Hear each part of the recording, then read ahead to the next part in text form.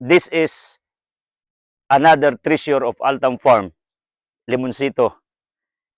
Ato ning isprihan kay para dili siya atakihon og uod kasi maraming uod. Maraming nagtanong sa akin, ano bang ginamit ko? Malatayon. Isa rin. Karate ba ano? Kasi pag hindi mo to titirahan ng medisina, ang mangyari, makalbo ito. Wala palang ulo ito Pero sagdira, at least nabahuan. Kay ang technique mo wala ning limonsito, ato ra ni siyang pabahuan. So diskarte man pwede siling dukdukon para itira dire. Ang importante yung uod ay hindi maka-standby diyan. Kasi mayroong baho ng medisina. Sa tingin ko, one day this will bear fruits. Ang mahal ng limonsito dito sa Bohol, 100 ang kilo sa ngayon. So looking forward that I can plant more. This will become one of the mother plants of limonsito to be propagated here at Altam Farm. So, hintayin na lang natin balang araw kasi lahat ng bagay, Isaiah 60:22, mayroon naman talagang oras na bubunga at mangyari ang iyong inaasahan. Huwag mo lang madaliin ang lahat ng bagay kasi lahat ng nagmadali ay nagkamali. At ito ay napaka-healthy, napakataba. Tingnan nyo. So magtanong kayo saan na area ito?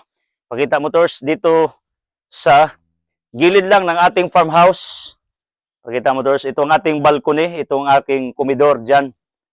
Pag may bisita ako, pamilya ko, dyan kami kakain. Overlooking sa pool at doon sa baba.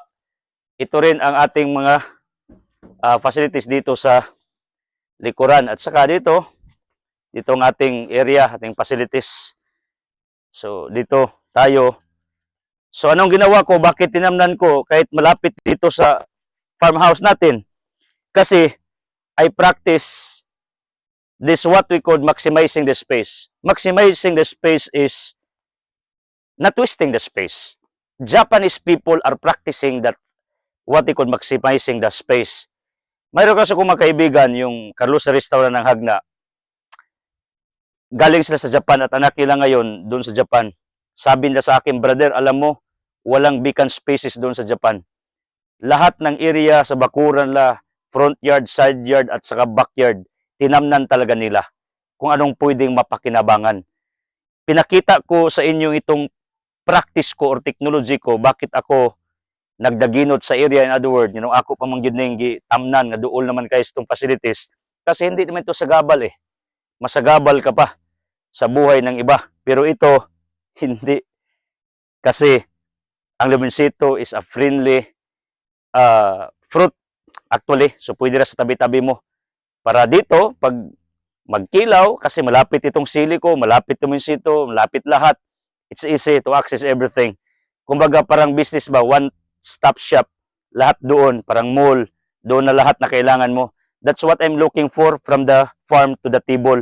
So anong kailangan dito, pag may guest ako, dito lang kukunin lahat. Kaya nga tinanim ko ang lahat kung pwede anong tutubo at mamunga sa farm na ito. That is maximizing space. Kumbaga pag oras, do not waste time because time is gold. Tama naman yun.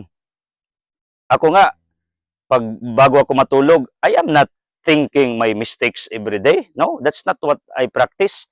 Kasi mag-nightmares ka, ang pinaka-the best, before ka matulog, isipin mo yung mga bagay na nagawa mo, mga bagay na achievements mo during the day. Yun ang nagpapataba ng iyong puso, nagpapalinaw ng iyong pananaw sa buhay. That's what I practice. Before I sleep, I review what are my achievements during the day. Pero kung ang practice mo, anong kamalian, kapalpakan mo, kasalanan for the whole day, hindi ka makatulog ng maayos. Tandaan nyo to, nag-aaral ako sa lahat ng bagay. I earn also studies about scriptures, about psychology. So, maraming bagay ang aking naranasan sa buhay. Very effective. Isa pa nga, alam nyo, nagtuturo kasi ako ng Biblia araw-araw. I speak the gospel 1 hour every day. Ngayon, nadagdagan ng almost hour kasi nag-shout out ako sa lahat ng mga followers ko sa Facebook, including silang Krisme Yik Lunes of Iceland, na isang bulana also, nagbigay nga ng donation sa atin. Glory to God. At ngayon, gusto ko i-greet yung parents ni Binahar TV, nagsaulog silang wedding anniversary.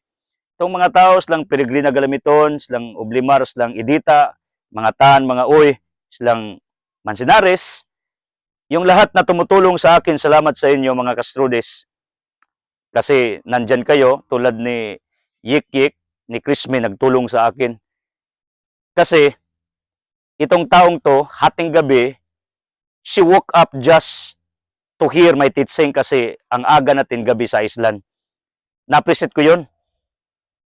She is maximizing or utilizing every minute, every hour to become productive. Nagtatrabaho, nakikinig ng salita. Ganyan ang practice ko sa buhay. Wala akong oras sinasayangan. Wala rin akong space na sinasayangan. Itong si Gerard Atura, yung magkapatid na mga maintenance ko dito, kita nila. Kibali sa pira, napakatipid ako. Very timing to spend. In using our farmland, I'm so careful and clever to use all the species nga pwede tamnan. Kasi bawal sa akin na may matapon or masayang. So, itong dahilan kung bakit tinanim ko itong napakataba, ayo lang budyagi, bakala kagdila, dito lang sa gilid ng ating farmhouse.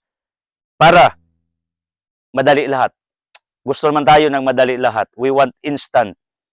Kaya nga dahil sa ating gustong madali lahat, instant lahat, kaya instant death nangyari, instant bankruptcy, instant baby, at ano pa. Pero ang punto ko lang, as a human, gusto tayo ng easy access. So, tinanim ko to. So, looking forward na sana ang inyong mga tanim ay ganito kataba. At saka, ito lang, pabahuan na to kasi may mga uod dito. Nga na naman, maupaw man eh. Muras upaw nga ulo ba. So, ato ning atimanon. Kaya nga mataba, nilagyan ko to ng mga damo doon sa punuan pag mag-scatter kami dito. So yun lang ang gusto ko ipahiwatig sa inyo. Huwag niyong sayangan yung lupa niyo. Huwag niyong sayangan yung oras niyo. Huwag niyong sayangin buhay niyo. Kailangan masinop ka, be productive, be smart in whatever you do on this planet Earth. That's the secret in order to become prosperous and successful in this life. Okay? God bless.